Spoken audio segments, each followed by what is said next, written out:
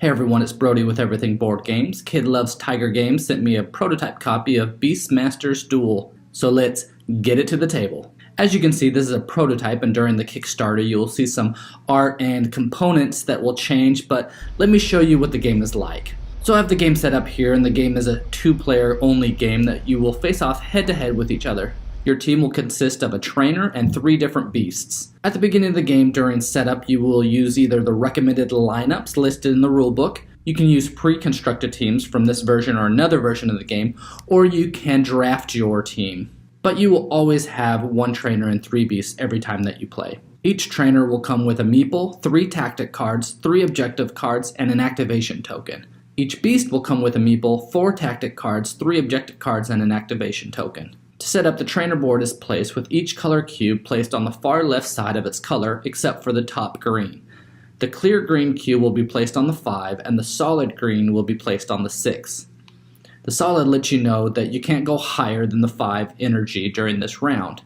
As rounds take place, the solid cube will move up 1 each round, letting you start with more and more energy. This will let you do more activations with your team. You'll place your team's activation tokens on the very top, with each one occupying a space in the activation row. You can see it costs different amount of energy to activate each token depending on the space it is in. After activating a token, it will be moved from its space and put in the 4th space on the far right, and all others will move down to the left to make room for it. I'll talk a little bit more about this in a bit. The yellow is the boost area. When the yellow cube gets all the way to the far right, it'll reset and you will flip over a beast to its powered side, which will give you better actions. The blue row is the momentum track. You will track the number of blue momentum cubes that you will gain and add it to the pool in each upkeep step.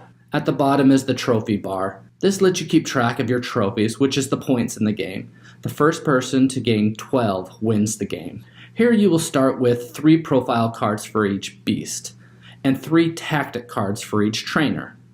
All the objective cards are shuffled together to form a deck, and all the trophy cards are shuffled together to form a different deck. You will draw 3 of each at the start of the game. The trophy cards will explain objectives that you need to complete to gain trophy points. Again, this is how you will win the game. The first player who gains 12 trophy points. The tactic cards will help you perform actions and to help you complete the objectives listed on the trophy cards. It also makes it harder for your opponents to complete their objectives. Each player will receive 6 dice of their color, and these will be used when attacking and defending. During your turn, you'll be activating either one of your beasts or your trainer. When activating, you will pay the number of energy corresponding with the placement of that character you are activating. You can see that the character who is in the furthest left space costs 1 energy, and the character in the furthest right will cost 4 energy. You will need to activate your beast and trainer in efficient manners to not waste your energy. Also, you will need to refer to each activation token. These will help you gain bonuses by activating them in a certain space on the activation row. If you activate them in the space specified with a green highlight, then you will receive the bonus on the bottom of the token. Now, when you activate your trainer, you will place your trainer on one of the 3 tactic cards associated with the trainer and perform the effect on the card. Some of these cards will happen immediately. These cards will have an exclamation point on the top left, while others might give you effects or bonuses after you do something else specific. When moving your trainer meeple over to this card, you will also decide how many momentum cubes you will bring along with it, as they will enhance your actions. You will also receive whatever is shown on the bottom left of this card, and the bottom right will show you specifics on your attacks or how much energy is needed to do this action.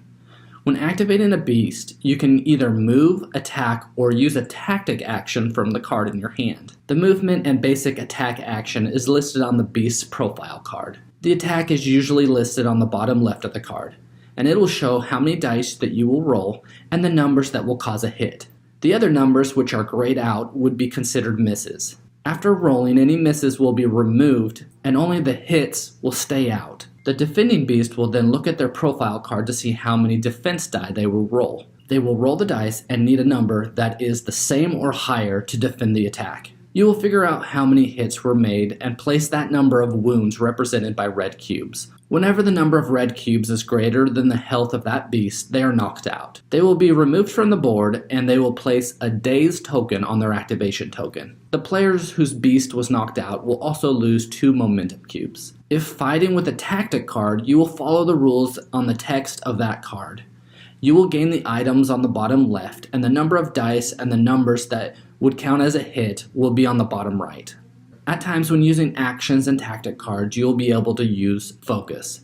You will place the focus token on that beast, and when using it, you will discard it, and after removing all the dice that were auto fails or misses, you will then change all the remaining dice to the highest number rolled. This is great for attacking, but also equally good for defending. Armor can be added to your beast as well, and when a wound would normally be added to your beast, you will discard the armor instead. When you attack with another of your beasts adjacent to you, you will gain support. Support lets you re-roll each autofail or miss one time before removing them. Some attacks will give you attrition tokens. These represent things like poison or burns. When a beast receives another wound in the future, while they have the attrition token on them, they will gain an extra wound for each attrition token they have. The attrition tokens will then be removed after they cause a wound. After both players run out of energy, they will reset for the next round. Players will gain bonuses from objectives and can also score objective cards at this point. You will then be able to discard any number of trophy or tactic cards in your hand and draw back up to 3 of each. You will then be able to place the number of blue momentum cubes in your pool equal to the number on your momentum tracker. This will help you by performing bigger and better actions for the next round. You will move your dark green cube up 1 level and move your translucent green cube to the space to the left of that cube. You will eventually gain more and more energy each round as well. The first player to score 12 trophy points will impress the judges and crowds enough that they will be claimed as the winner. Now, this game might look small, but all the decisions and options make this game actually play larger than it looks. You have a lot of flexibility in the game, and you can spend your energy however you would like. You can uncover some great combos with different beasts and by taking advantage of actions by activating the right character in the right activation slot. I like how the game isn't all about knocking out all the beasts on the other team. It's more about claiming trophies by completing these trophy cards. These cards also give you goals on how to play the game. You might start out by not attacking the other team as much, but by trying to claim objectives on the board. Or you might start out by attacking and trying to knock out another beast. The game can also be played by drafting your trainers and beasts, which just adds a lot more variety to the game and adds some new combos that might not have been uncovered yet. The game is a great 2-player game that just has the right amount of depth into the gameplay. The game creates a hand management mechanic that causes you to play towards your cards that you start out with or that you gain during play. This means you won't be able to play the exact same way every time you play the game because you won't be scoring trophies like you did the other time you played. Again, this is Beastmaster's Duel by Kid Loves Tiger Games. If you like what you see, then go back it.